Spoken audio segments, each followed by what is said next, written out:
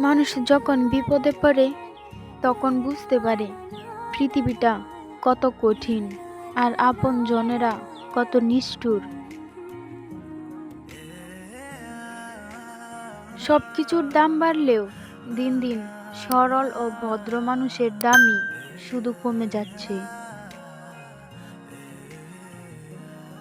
জীবনটা খুব ছোট, কিন্তু জীবনের গল্পটা অনেক বড়। জীবনের সুখ ছাওয়া খুব সহজ, কিন্তু পাওয়া খুব কঠিন। অর্থ মানুষের অবস্থান পরিবর্তন করলেও স্বভাব বদলাতে পারে না।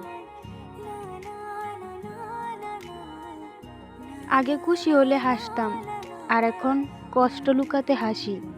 কতটা ব্যবধান!